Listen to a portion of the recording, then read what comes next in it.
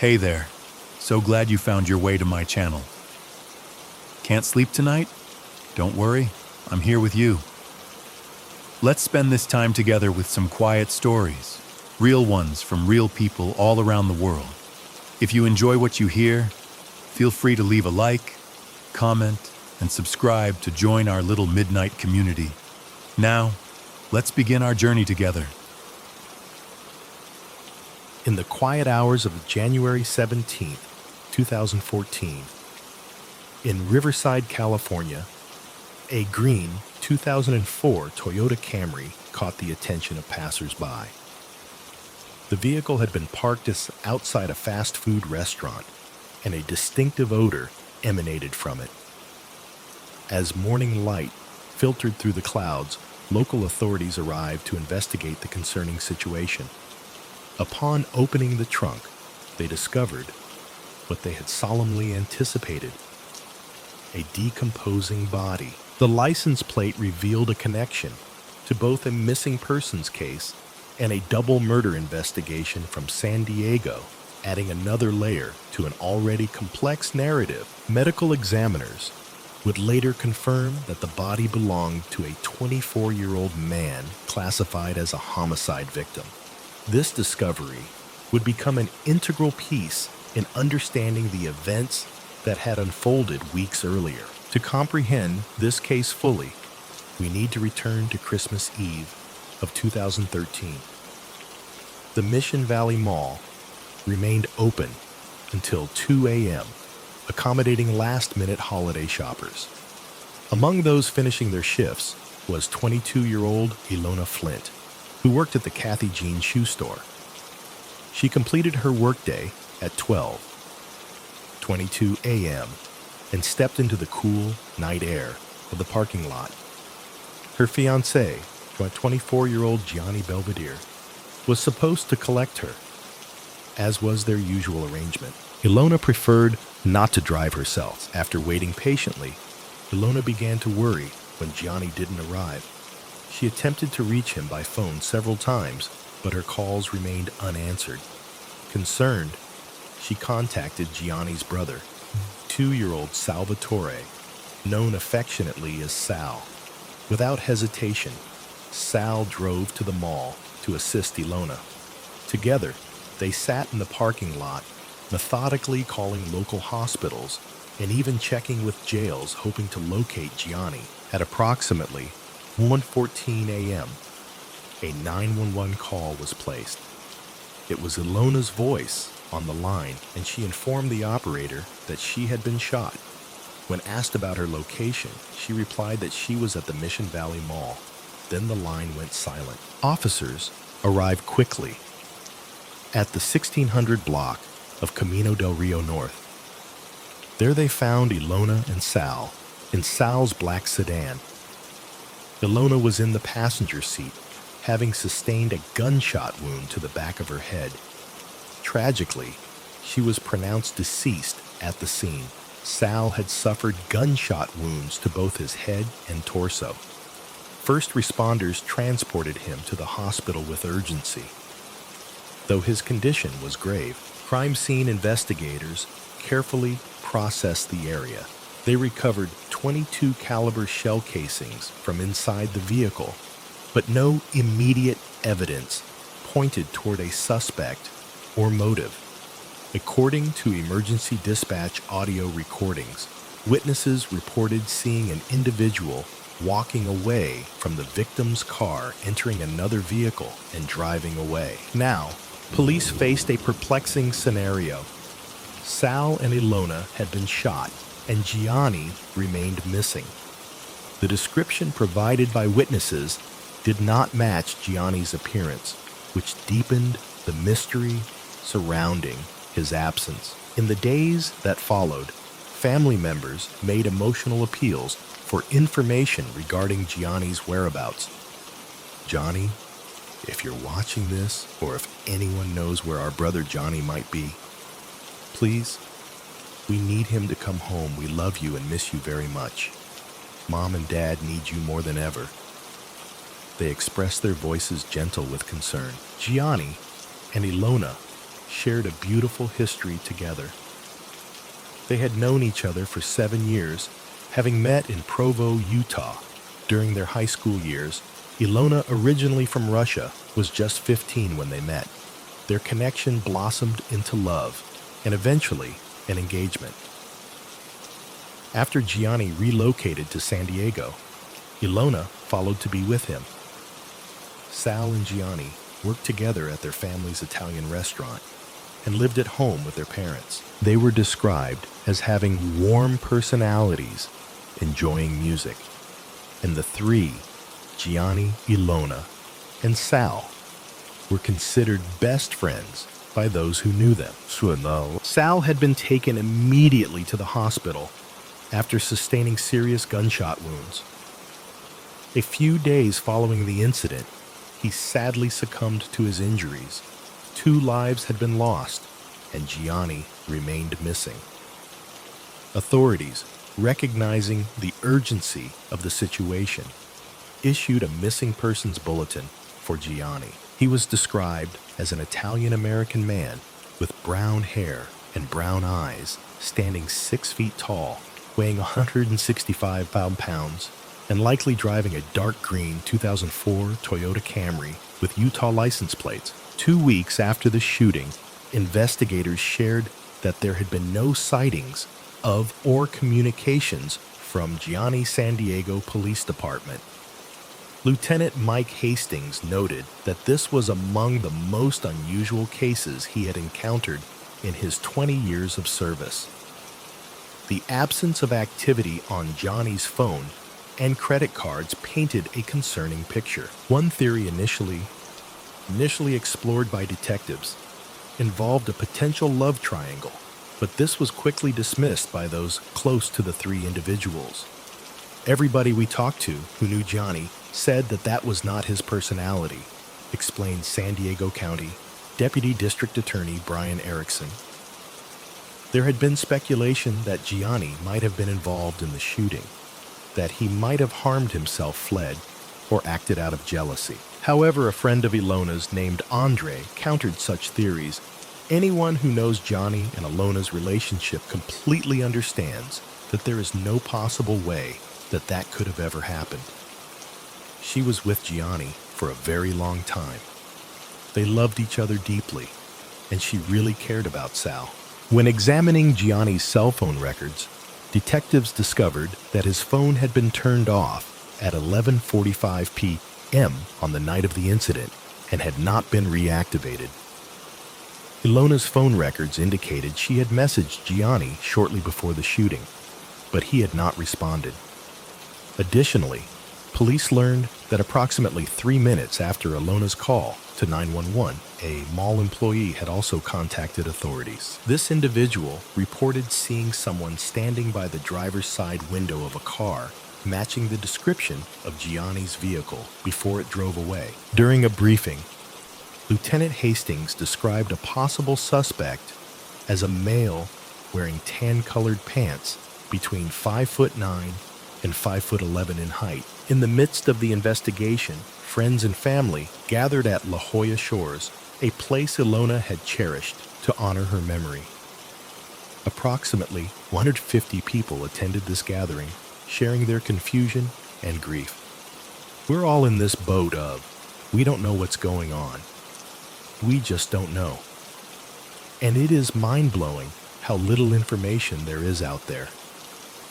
It is eating me up, and I just don't know, expressed one attendee. Gianni and Sal's sister spoke through tears about what her brothers meant to her. Johnny, if you're listening, we know you have a broken heart. Come home to us, she said, her words floating softly into the evening air. Investigators continued to consider possible motives. Lieutenant Hastings noted that based on the evidence at the scene, robbery did not appear to have occurred during the incident. With Gianni still missing, a significant part of the puzzle remained incomplete. Then, on January 17, 2014, everything changed. The decomposing body found in the trunk of the green Toyota Camry in Riverside was identified as Gianni Belvedere. Near his body, investigators discovered cans of air freshener with the triggers taped down to continuously emit scent alongside boxes of baking soda. Apparent attempts to mask the odor, Gianni had been deceased for several weeks and had sustained a gunshot wound behind his left ear. Forensic examination determined that the bullet had come from the same gun that had taken the lives of Ilona and Sal. What had begun as a double homicide investigation now expanded to encompass 3 victims. An autopsy was scheduled to determine the precise cause of death. On January 24th, SDPD Lieutenant Mike Hastings shared additional details about a person of interest seen at the mall on the night of the murders. The person of interest that we are looking for is an unknown race male, 5'10" to 6 feet tall, wearing a black hoodie that has unique white bands around the sleeves up in the bicep area, he explained. I understand the want for information in this case, and I understand the significance of giving you information so that the people of San Diego are comforted that something is being done. I can assure you that if this case can be solved, this case will be solved. Investigators extracted DNA from the tape used on the air fresheners and submitted it to the Combined DNA Index System, CODIS, hoping to find a match. Less than 24 hours later, they received the break they had been seeking at an Interior Border Patrol checkpoint in San Clemente, California. A 29-year-old man named Carlo Mercado was stopped. In his possession, authorities found an extensive collection of weapons, hundreds of rounds of ammunition, a homemade silencer, an AR-15 style assault rifle, a .45 caliber handgun, and a .22 caliber pistol with a threaded barrel. Mercado was the registered owner of 2 of these weapons. The firearms were confiscated, and although he was released at that time, the California Department of Justice and special agents began building a case against him for the illegal .22 caliber gun ammunition and silencer. In April, Mercado was charged with offenses related to the illegal weapons. As part of a plea agreement, he admitted to possessing the silencer. His DNA was collected and entered into CODIS, where it produced a match to the triple homicide investigation. Detectives in San Diego contacted the special agent who had seized the weapons. Through ballistics analysis, they confirmed that the .22 caliber gun taken from Mercado was the same weapon used in the murders of Ilona Gianni and Sal. Further investigation revealed that Mercado's cell phone had been present at the scene of the crime on June 20th, 2014. Carlo Mercado was taken into custody and booked at 7:24 a.m. Investigators determined that none of the victims' phones had been in the same location as the accused's phone during the year leading up to the killings, suggesting they had no prior connection to their alleged killer.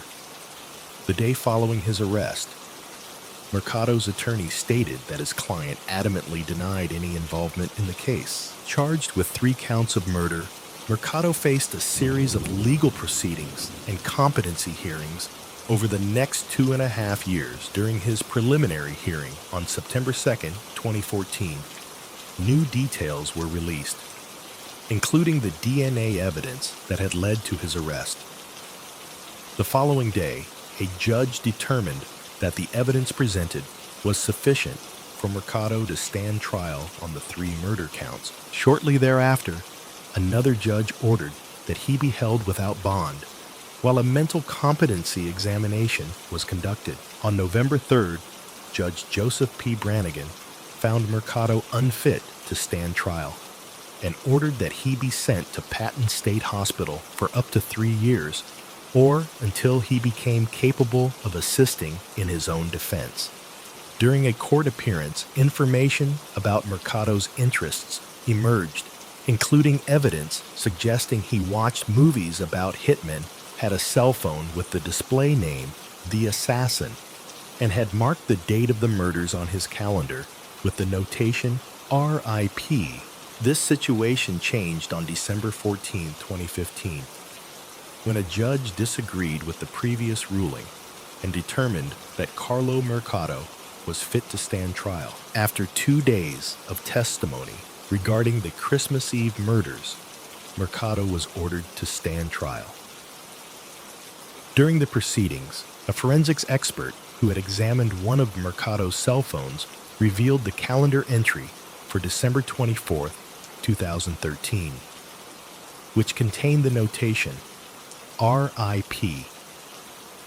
Additional evidence indicated that another of his phones bore the device name Assassin, and his computer contained searches for movies related to hitmen or assassin characters. The judge, having heard the evidence presented, ordered Carlo Mercado to stand trial for all 3 murders. Meanwhile, the Belvedere and Flint families filed a lawsuit against Westfield, alleging inadequate security, including malfunctioning cameras and poor lighting. The Belvedere family expressed hope for new legislation mandating improved security measures at shopping centers. On February 18, 2016, Deputy District Attorney Brian Erickson announced that the District Attorney's Office would seek the death penalty against Mercado. Several months later, on July 26th, Mercado was hospitalized following an overdose in his cell.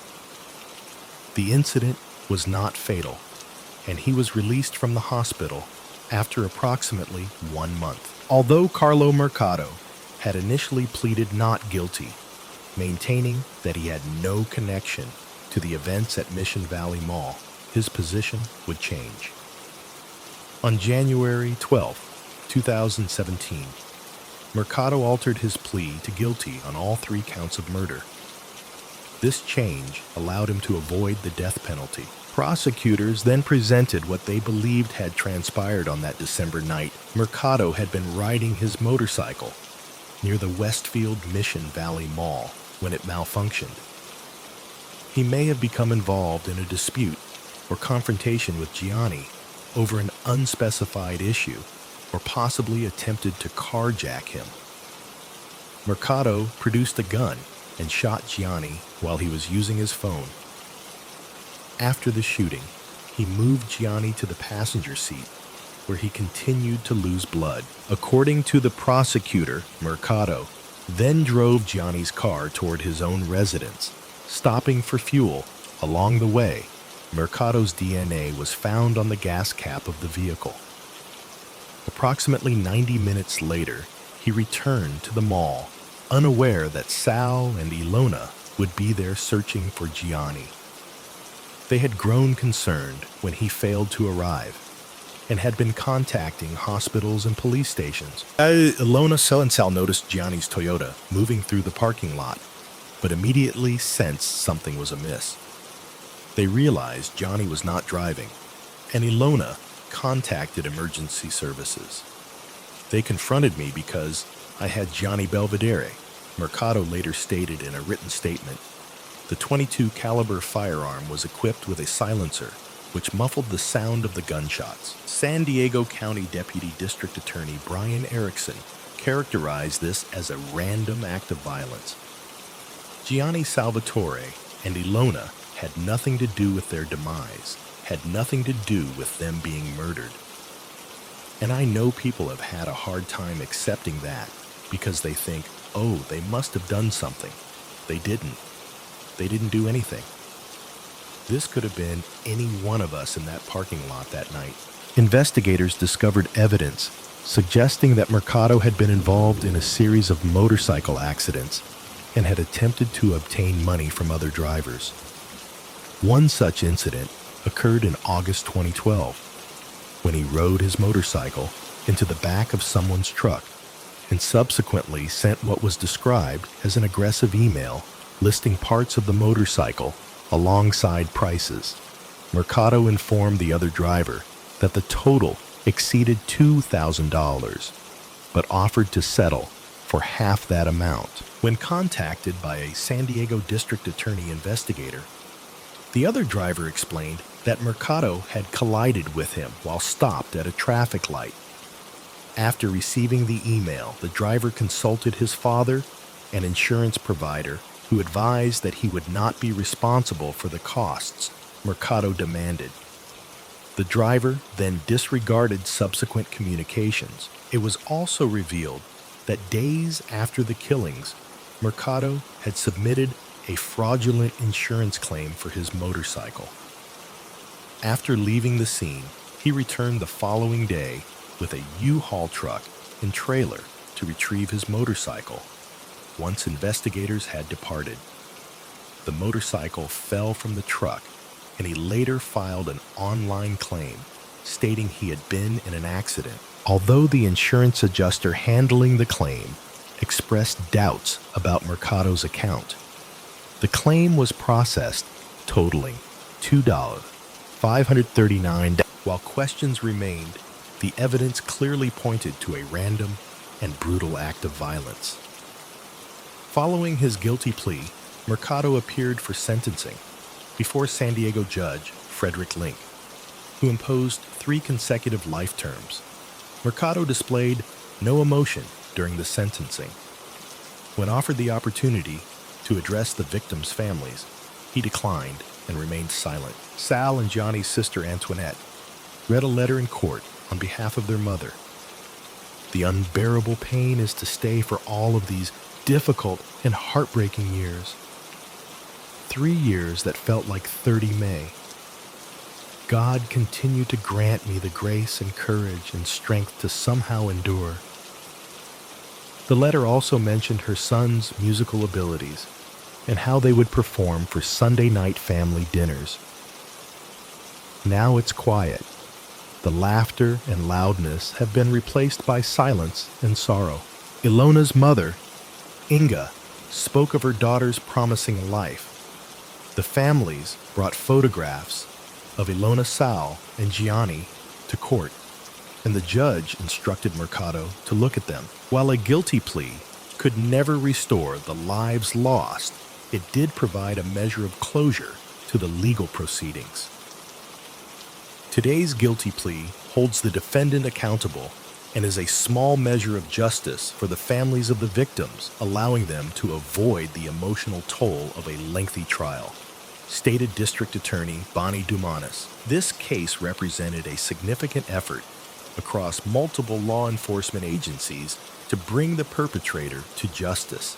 Perhaps most devastating was the random and senseless nature of the crime. For the families of Ilona Sal and Gianni, the holiday season, typically associated with joy and togetherness, would forever serve as a reminder of 3 remarkable individuals whose lives ended far too soon. 3 people who still had much to experience and accomplish in their lives that remained unlived. In the quiet hours of a summer night in Gresham, Oregon on June 10, 2016, as most of the neighborhood slept peacefully, a desperate call reached emergency services. It was 2:59 in the morning when dispatchers answered one of the most distressing calls they would ever receive.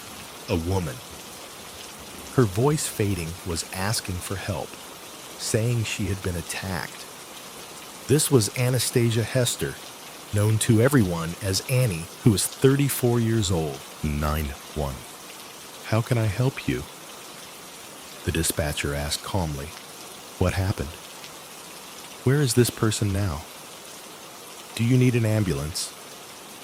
Do you know the name of the person that did this to you? The call continued for 6 minutes, but Annie couldn't provide any information about who had attacked her. Paramedics and police officers arrived promptly and transported her to the hospital. Despite being responsive when they reached her apartment, Annie's injuries were too severe. Shortly after arriving at the emergency ward, she passed away. The medical staff did everything they could, but Annie was pronounced dead. Annie had grown up in Gresham, and had lived there all her life.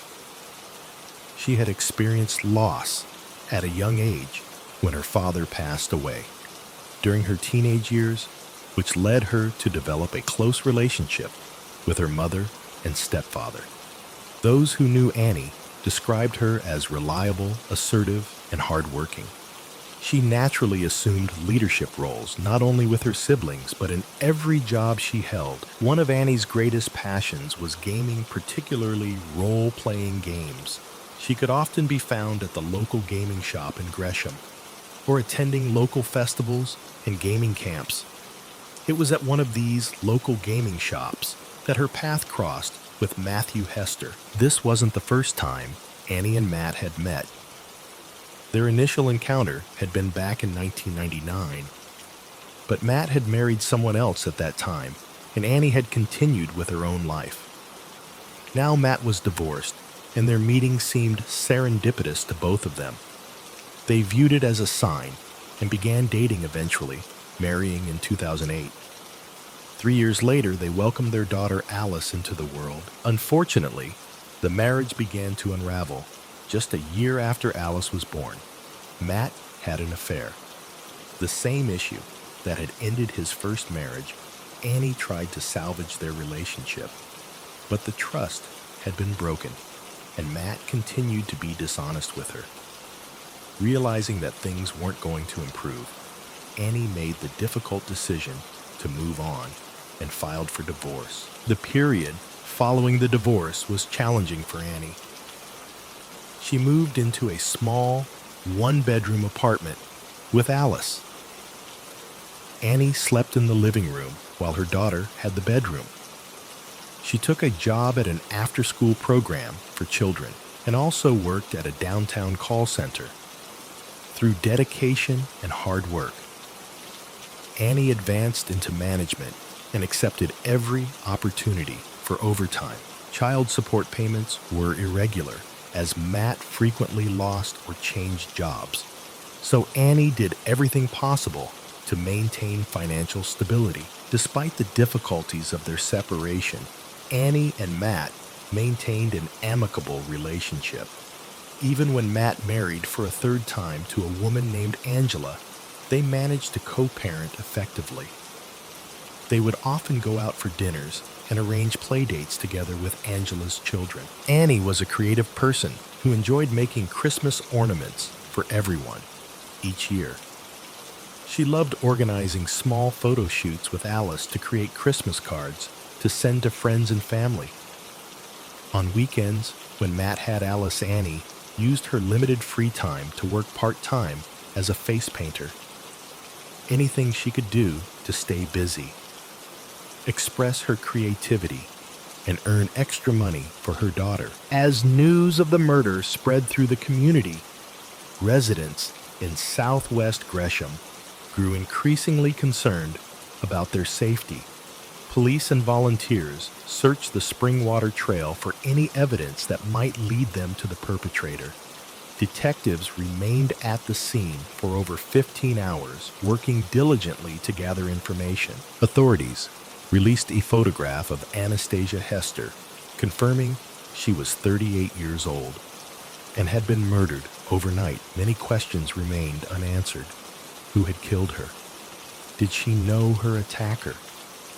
As the investigation expanded from her apartment complex to the nearby woods and waters, the popular Springwater Trail was blocked off with police tape.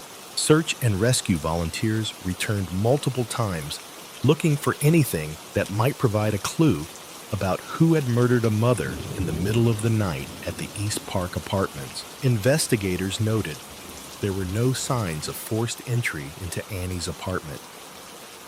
The mother of one had suffered multiple stab wounds, but had managed to call 911 before succumbing to her injuries. A detective rode with her to the hospital, hoping she might be able to identify her attacker, but she passed away before she could provide any information.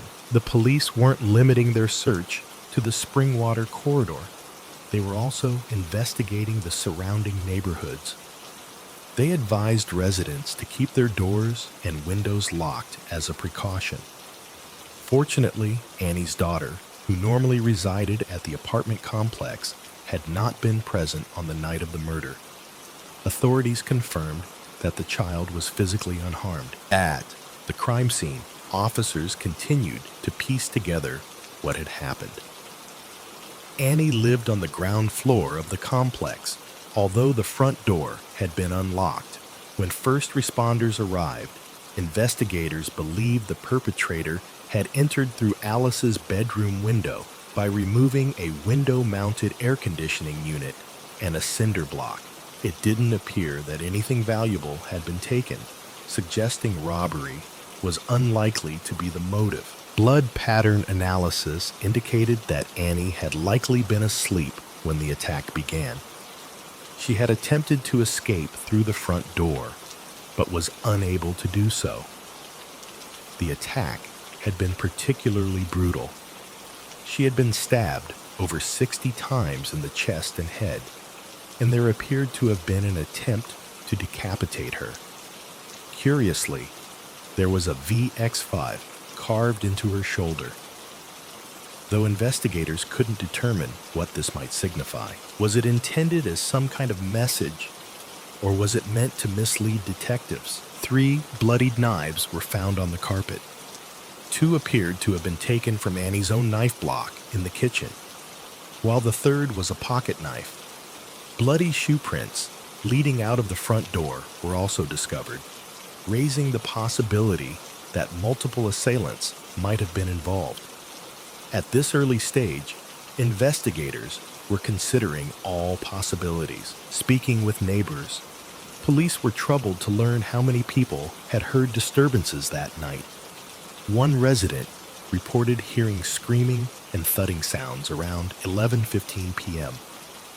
Others mentioned similar noises after 1 Huzure a.m. shouting doors, slamming, groaning, and what sounded like a heated argument.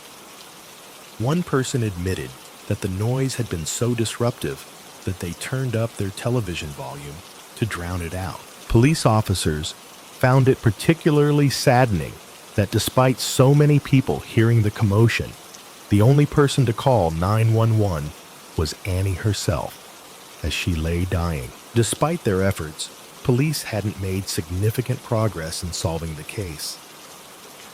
They still didn't know who had killed Anastasia. Hester and appealed to the public for assistance. A family member who preferred to remain anonymous expressed their belief that the perpetrator was likely a stranger. As Anastasia didn't have any enemies, search and rescue teams from Multnomah County continued to assist with the investigation, searching through the dense vegetation near the Springwater Trail for any clues that might help identify who would have wanted to harm the young mother. One person who knew Annie well remarked, "I know Annie was a fighter, and I know whatever the circumstances were surrounding, whatever happened, she went down with a fight, because that's just her.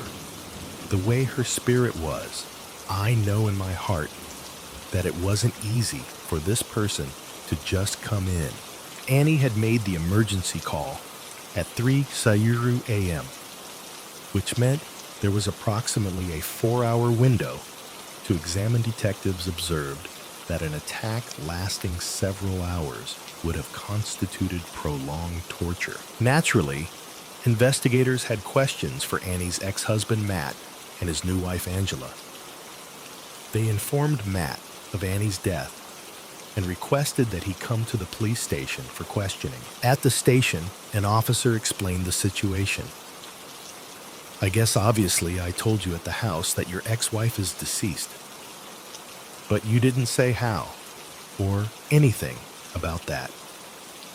In a minute or two, I'll say that she had been stabbed." Officers responded down there. She had been injured. She was transported to the hospital, and she was pronounced dead at the hospital. And at this point, we're investigating this as homicide.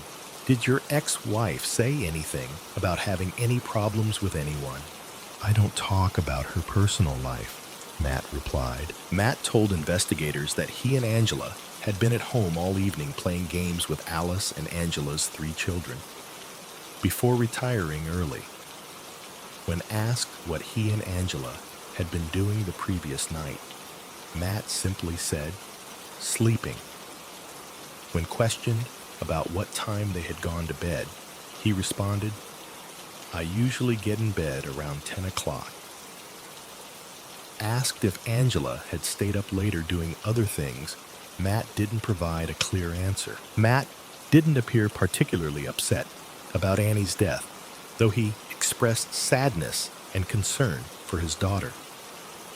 He stated that he had no reason to want his ex-wife out of the picture, emphasizing that his priority was his daughter, and that he would never do anything to cause her harm. When asked about his feelings toward Annie, Matt replied, I'm mostly indifferent. I just want to deal with her as little as possible. He acknowledged his infidelity had led to the end of their marriage, but mentioned they had an agreement, an open relationship. According to Matt, Annie had also been seeing other people and had been exploring polyamorous relationships, including one with another couple she had met at a pirate role-playing event. Matt explained, I ended up cheating on her in this relationship thing. I just know that the guy she was seeing was in a relationship, and Anne was in a relationship with both of them, the guy and the girl. So Anne was dating both the female and the male. Matt suggested there could be numerous individuals worth interviewing, though he didn't provide specific names, saying they kept their personal lives separate. Authorities located the couple Matt had mentioned, but they had no connection to Annie's murder. Investigators couldn't ignore Matt's apparent poor health. He used a walking stick for support. Given the crime scene evidence and the duration of the attack, they questioned whether he would have been physically capable of committing such an act. Angela was also questioned, but gave a similar account to Matt's. She stated they had gone to bed early, spent some time on their phones, and then fallen asleep. Angela insisted that if Matt had left the bed for any reason, she would have awakened immediately, as she was a light sleeper. I was on the verge of falling asleep to some Criminal Minds, she told them.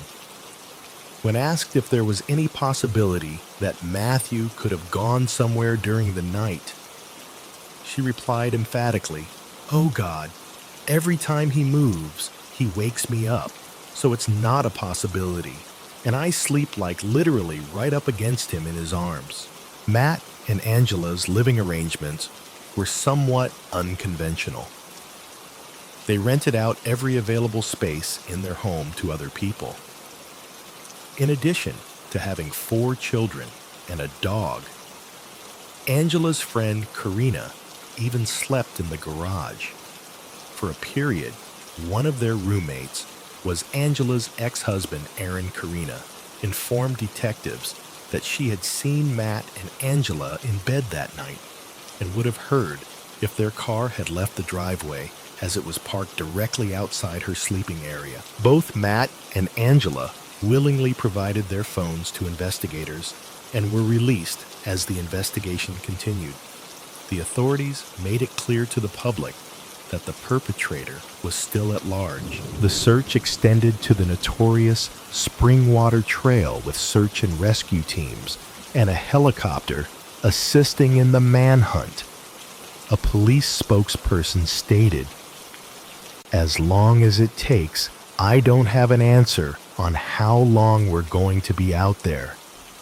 If there's some good evidence or clues out there that we find, we'll switch throughout the night. If we need daylight, we'll hold it over the evening and then work tomorrow morning. Police leads remained limited. Meanwhile, residents in the area expressed concerns about the proximity to the Springwater corridor, which had brought many transient individuals into their community. One resident remarked, They bring drugs with them. And like if I have my kids around here, you never know what type of sicko is out there because a lot of homeless people, they have mental health problems.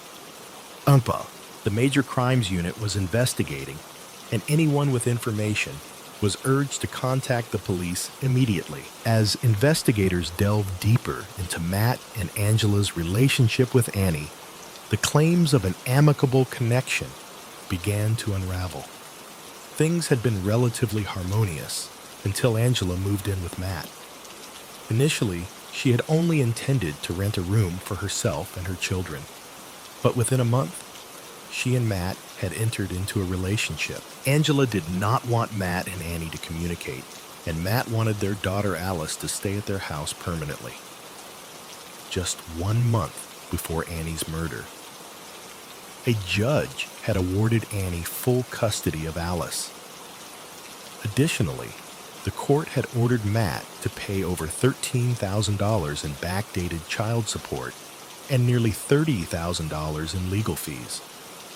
However, neither Matt nor Angela was employed raising questions about how they intended to fulfill these financial obligations. Matt typically spent his days at home writing fantasy stories, creating role-playing games and characters, and uploading content to his YouTube channel with Angela. Today is Monday, August 22nd, 2016. And this is my weekly writing video blog. Matt could be heard saying in one video, the project I'm most excited about actually just started today, and that's sharing the races for MTEL Chaos Prophecies. That's the MMORPG that I'm helping to develop. If you have any questions, please leave them in the comments, and I'll make sure that I get back to you.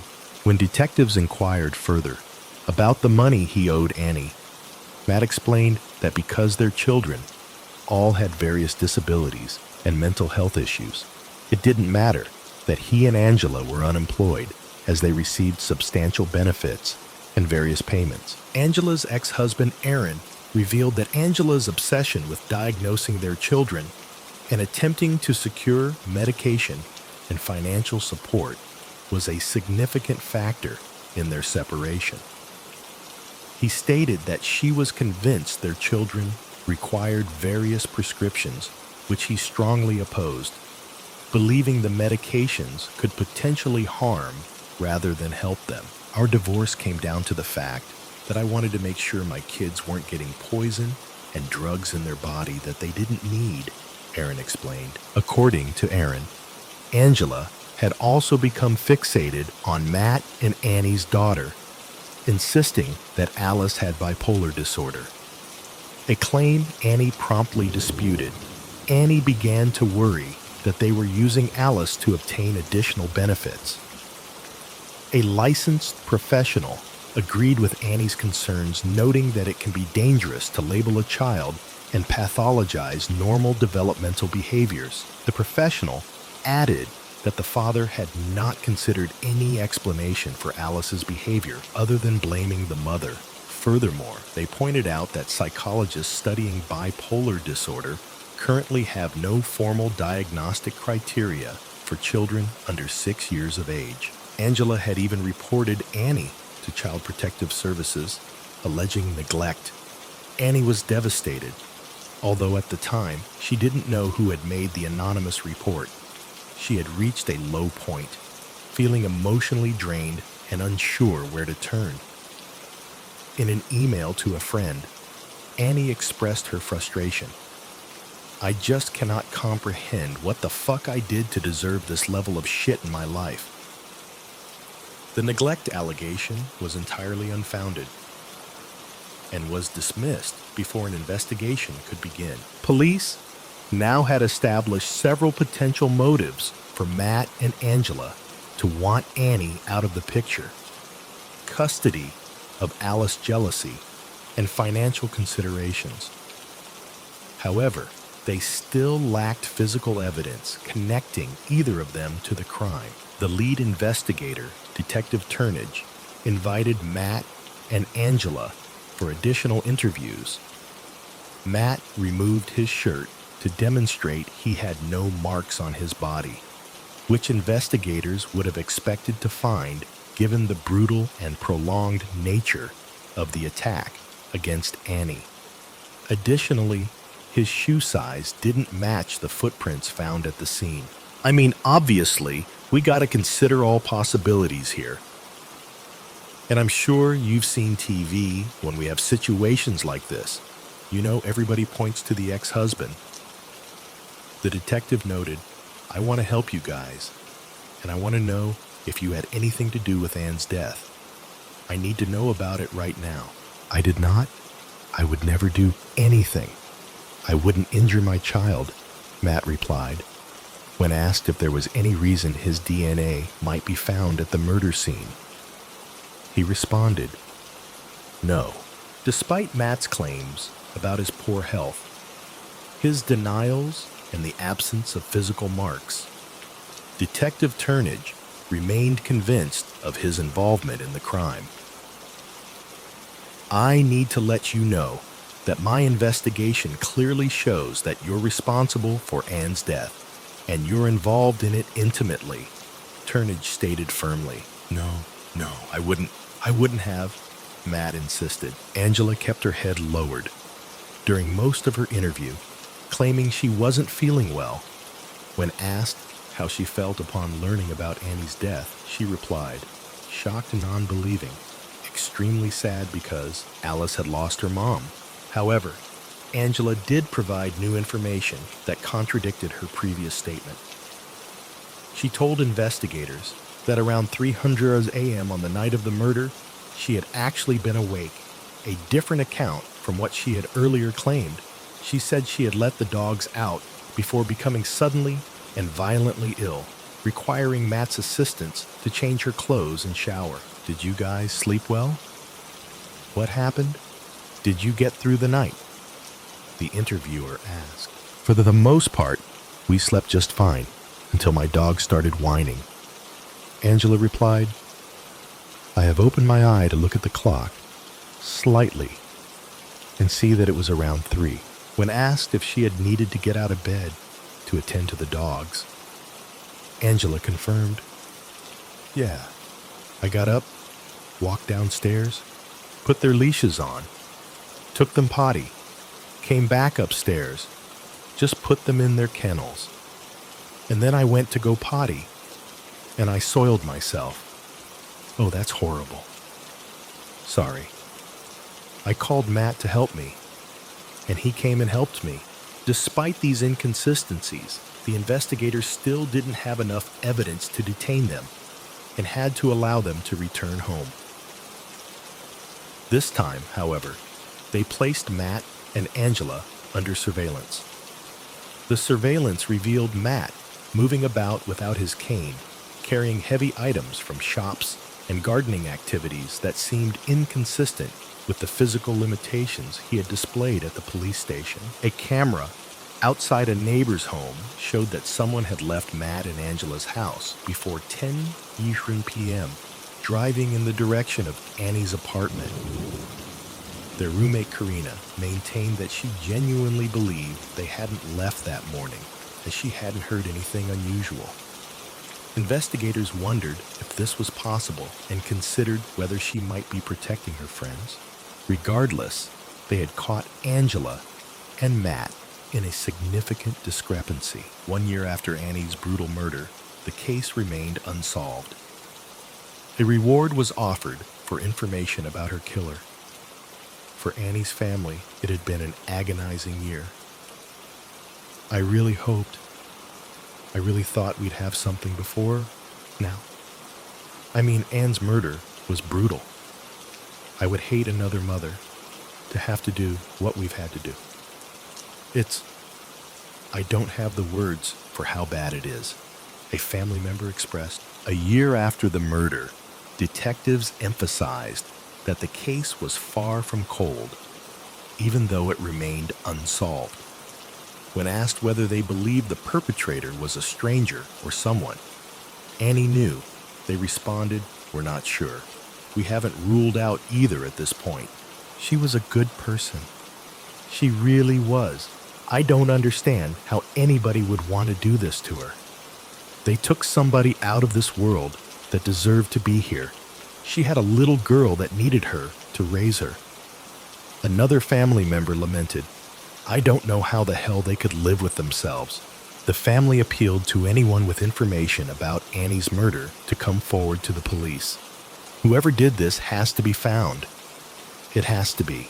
By this time, Matt and Angela had relocated nearly 700 miles away, making it even more challenging to secure their cooperation. Nevertheless, the investigation team maintained their momentum. They were waiting for the results of testing from Annie's apartment.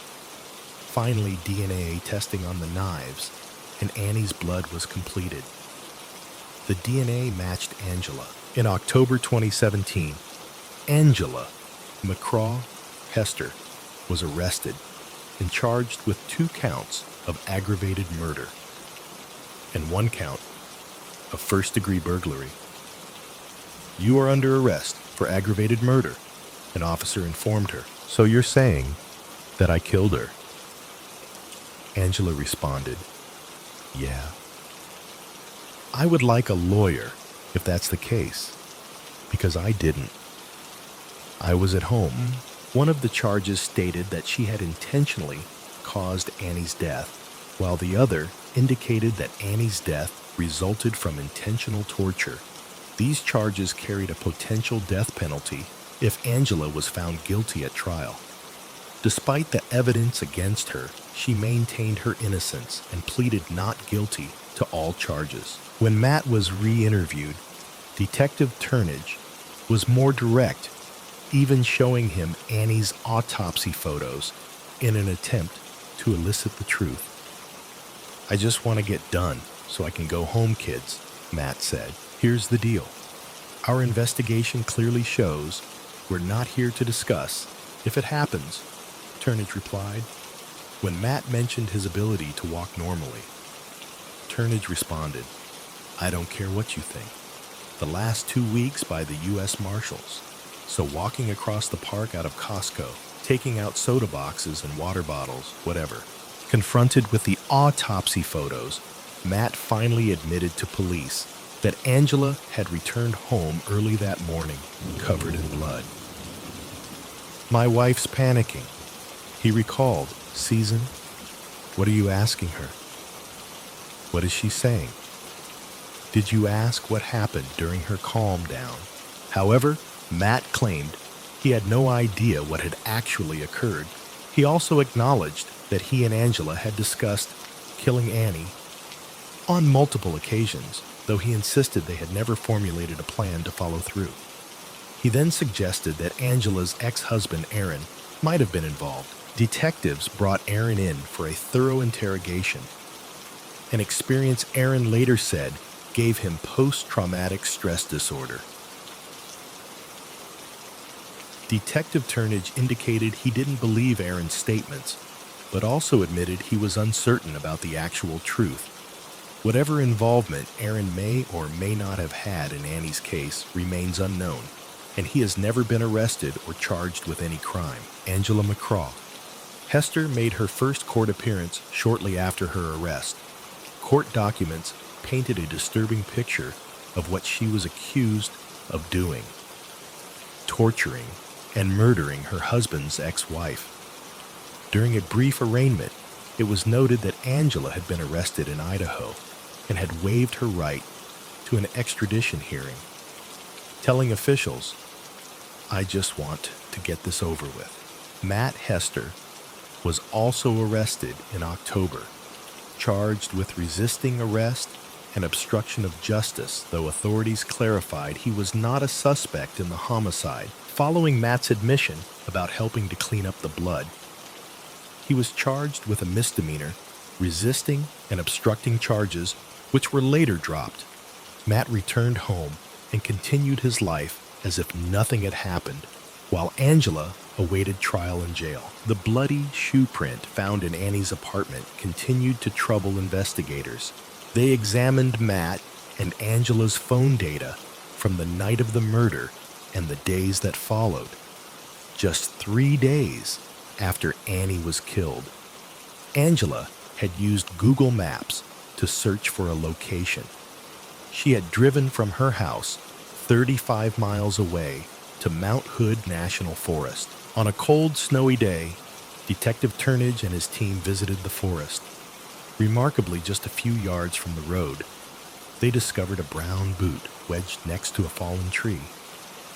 They traced the boot to a store and found it had been purchased by Angela and was linked to her store account. The prints matched the tread found at the crime scene, and the size corresponded to Angela's. Based on where the boot was found, a diver analyzed the water patterns and expressed confidence in locating anything that might have been discarded. The diver discovered a plastic bag caught underwater containing clothes belonging to Angela. This was exceptional work from everyone involved, driven by an unwavering determination to be thorough. The case against Angela had grown significantly stronger. Her legal team might have argued that she could have been at Annie's apartment at some point while Matt picked up Alice, potentially using the knives to prepare food or help Annie put them away. However, the discovery of the bloody boots linked to her Google Maps search and store account was a substantial development. Investigators learned that Annie had taken out a $100,000 life insurance policy. They contacted her insurer, who confirmed that her parents were listed as beneficiaries. After Annie's death, someone had inquired about the policy, but it wasn't her grieving family. It was Matt.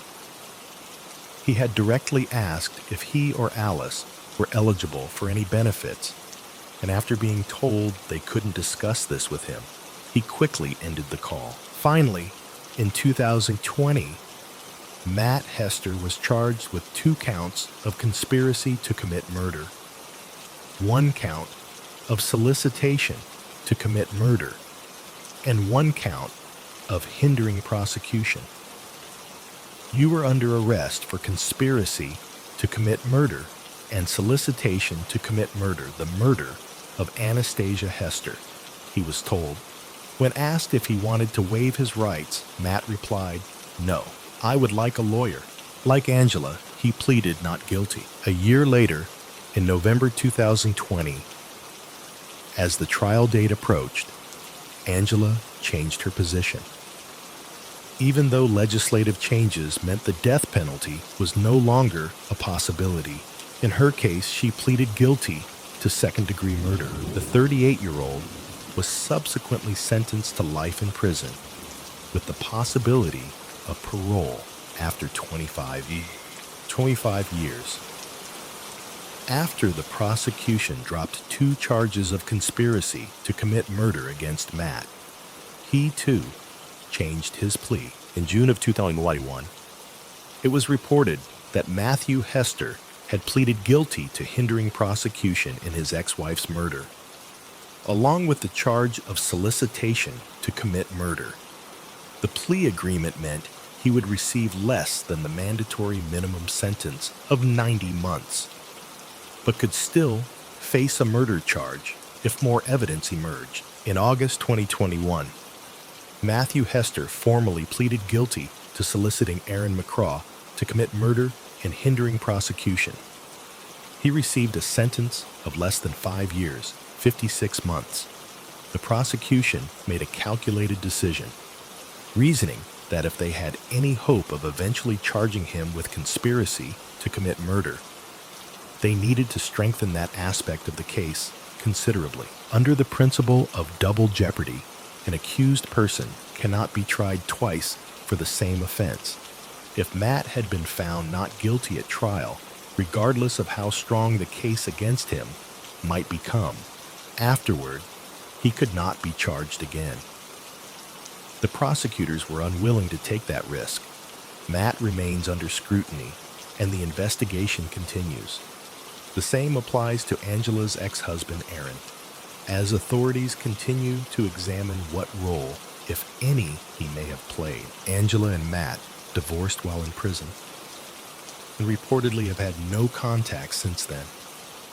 When Angela receives visitors in jail who inquire about the case, she simply responds, "That's between me and God." She hasn't spoken about Annie since her arrest. Angela's children were placed in the foster care system, while Matt and Annie's daughter Alice was adopted by Annie's mother. Annie had always tried to make the best of challenging circumstances and worked diligently to provide for Alice. Her employer described her as an inspiration to everyone capable of managing multiple responsibilities while maintaining a positive attitude. Her work ethic was exceptional, but it was her unwavering optimism during difficult times, all while caring for others, that truly set her apart. Even in her final moments, she demonstrated remarkable strength and determination. Kaufman, Texas, January 31st, 2013. The morning air was cool and brisk as the workday began. Attorney Jenny Parks crossed the street toward the courthouse, anticipating nothing more than an ordinary Thursday.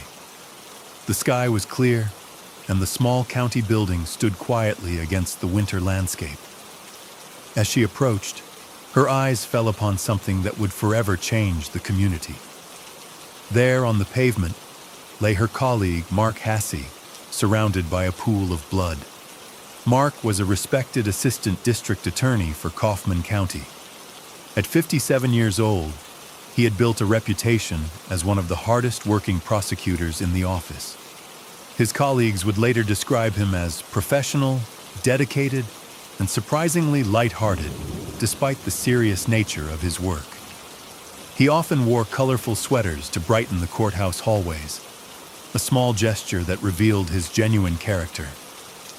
Emergency services arrived within minutes, but Mark had been shot 5 times, including a final shot to his head. Despite medical efforts, he passed away en route to the hospital. I had the privilege of working one-on-one with Mark for the last year of his life. Bruce Bryant, chief investigator for the Criminal District Attorney's Office, would later recall. He was one of the best trial attorneys I've ever seen. In the days that followed, investigators pieced together what had happened.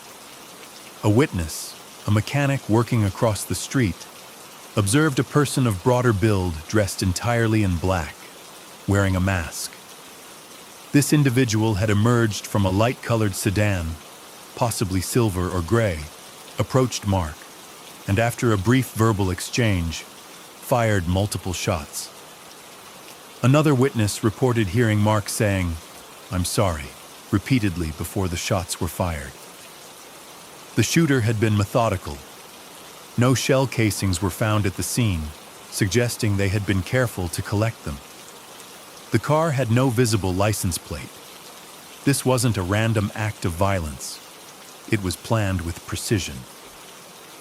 The investigation faced immediate challenges. Mark had prosecuted numerous dangerous individuals throughout his career, from members of the Aryan Brotherhood to drug dealers. His personal safety had concerned him enough that he typically carried a gun, though on that particular morning, it remained inaccessible beneath his winter clothing. The community and law enforcement were left with more questions than answers. Who would target a prosecutor in such a brazen manner, in broad daylight, just a block from the courthouse? Was anyone else at risk? And what kind of person would orchestrate such a calculated attack? As February turned to March, the investigation into Mark Hasse's murder continued at a slow pace. Rewards for information increased to nearly $70,000, but substantial leads remained elusive. For the Kaufman County District Attorney's Office, particularly District Attorney Mike McClellan, the loss was deeply personal. At a press conference following Mark's death, Mike's voice carried both grief and determination. "We lost a really, really good man," he said. "He was an excellent friend and a spectacular prosecutor. He will not be easily replaced." Then, addressing whoever was responsible directly, he added, "I hope that the people that did this are watching. We're going to find you. We're going to pull you out of whatever hole you're in and let the people of Kaufman County prosecute you to the fullest extent of the law. The office implemented heightened security measures. Mike provided guns to his staff, ensuring they could protect themselves traveling to and from work. His son would later describe how his father took on a protective role, becoming not just their boss, but a father figure to everyone in the office. Law enforcement explored various theories. One possibility involved the Aryan Brotherhood, a neo-Nazi prison gang. Just months before Mark's murder, 34 members had been indicted on racketeering charges, with Mark's office playing a role in the prosecutions. When the head of the Colorado prison system, Tom Clements, was murdered under similar circumstances, investigators briefly pursued a connection, but the suspect, Evan Ebel, was ultimately ruled out of Mark's case. As weeks passed without significant progress, a sense of unease settled over Kaufman County.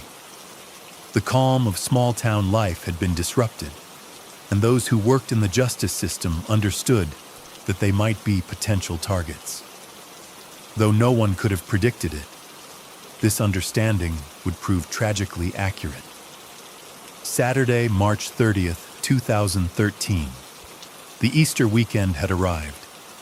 Families throughout Kaufman County prepared for gatherings and holiday meals, including District Attorney Mike McClelland and his wife, Cynthia.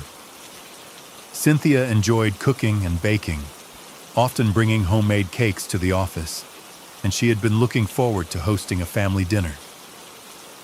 When their phones went unanswered, concern grew among family members. Cynthia's daughter tried calling multiple times without success. Given the recent violence against the district attorney's office, a friend decided to check on the couple's home. What they discovered confirmed the worst fears of the community. Mike, aged 63, and his wife Cynthia had both been fatally shot. Mike near the front door and Cynthia in the living area. The news of Mike and Cynthia McClelland's deaths spread quickly through the community. Law enforcement responded with unprecedented security measures, providing 24-hour armed protection to all prosecutors and their families. The investigation into these connected murders took on new urgency. Initial findings revealed telling details. Mike had been shot 16 times, while Cynthia had been shot 4 times. Unlike the carefully cleaned scene of Mark Hassey's murder, shell casings remained in the McClelland home. Security camera footage showed someone entering and leaving their house within a 2-minute time frame. Other surveillance footage captured a white car in the area around the estimated time of the murders. Mike had been cautious since Mark's death, carrying a weapon and keeping firearms throughout his home. There were no signs of forced entry, suggesting he might have known or trusted whoever came to the door. The timing, during a holiday weekend when many would be with family, seemed deliberately chosen. One day after the McClellands were killed, someone claiming to be responsible contacted law enforcement through an online tip system. Using an anonymous IP address, this person revealed details about the murders that had not been made public, including information about the firearms and ammunition used. The message contained a disturbing demand. A local judge must resign before the end of the week, or there would be another murder. Do we have your attention now? The message read, "Your act of good faith will result in no other attacks this week. We will not be stopped." As investigators searched for connections between the victims, one case stood out. Mark Hassey and Mike McClelland had worked together to prosecute Eric Williams, a former justice of the peace who had been convicted of stealing 3 computer monitors. Williams had once held numerous positions in the legal system: police officer, National Guardsman, elected justice of the peace, and even a judge. His fall from respected community member to convicted thief had been swift and public. Eric Williams had spoken to media after the murders, expressing sympathy for the victims and their families. "My heart goes out to all the families that have been affected by this tragedy," he said, "and especially to the people that work at the courthouse. I worked there for several years while I was going to law school, and so I know that it's a tight-knit family." When asked about being questioned by police, he added, "It actually makes me feel that the police are doing the thorough job they need to." What investigators didn't know at the time was that Eric Williams had been carefully planning his revenge against those who had prosecuted him. His conviction, which resulted in the loss of his law license and professional standing, had left him seeking vengeance against the system he felt had wronged him. As April 2013 arrived, investigators returned to Eric Williams with renewed interest. During a consensual search of his home, they discovered several firearms, items he was prohibited from possessing due to his prior conviction. Eric claimed he had been selling guns to make a living since losing his position. Further investigation revealed disturbing digital evidence. Computer searches showed Eric had been tracking both Mark Hasse and Mike McClellan for months before their murders, monitoring their homes and even running license plate checks on their neighbors. His search history also included information about other prosecutors involved in his case, suggesting a broader list of potential targets. Authorities found a handwritten note connected to the Crime Stoppers tip line and a receipt for a white car purchased under the alias Richard Green. On April 12th, Eric Williams was arrested on charges related to making terroristic threats. The day after his arrest, a friend of Eric's contacted police about a storage unit he had helped Eric rent. Surveillance footage showed Eric visiting this unit shortly before and after the McClellans were murdered. When investigators searched the storage facility, they discovered the white car seen on surveillance footage, along with an arsenal of weapons, ammunition, various uniforms, badges, bulletproof vests, and even a pickle jar containing homemade napalm. The evidence was substantial, but investigators still needed to understand the full picture. They spoke with Eric's wife, Kim Williams. Initially, they hoped she might have overheard conversations or seen something that could help their case. What happened instead was unexpected. After several hours of questioning, Kim broke down and began to cry. She confessed that she had been the driver for both murders. Eric, she explained, had been planning his revenge for months, targeting everyone involved in his theft conviction. Kim admitted that she shared her husband's anger and willingly participated in his plans. She also revealed that she struggled with addiction to prescription medications, including OxyContin, Valium, and morphine, which affected her judgment. Kim detailed how Eric had dressed as a SWAT officer to gain entry to the McClelland home, claiming there was a shooter in the area. Given the recent violence, Mike had quickly allowed him inside, believing the uniformed person was there to protect them.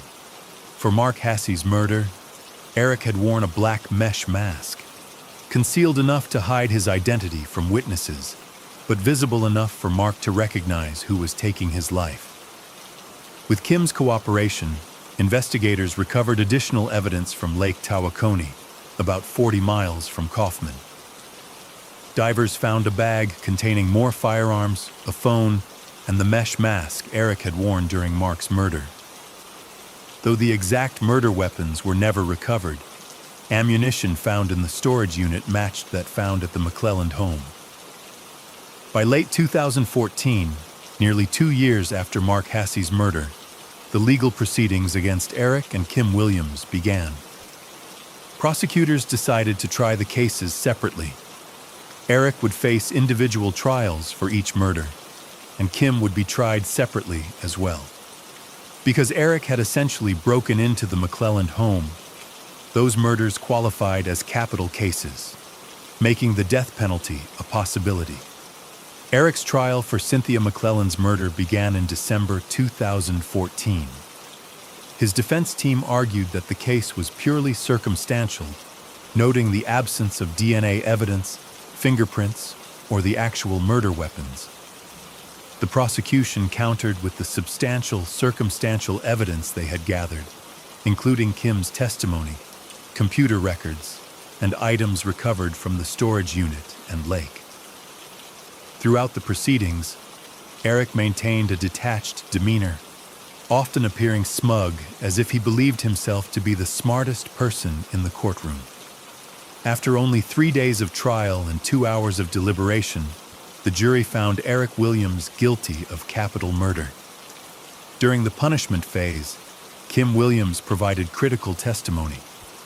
She confirmed that Eric had pulled the trigger in all 3 murders and described hearing multiple gunshots while waiting in the car.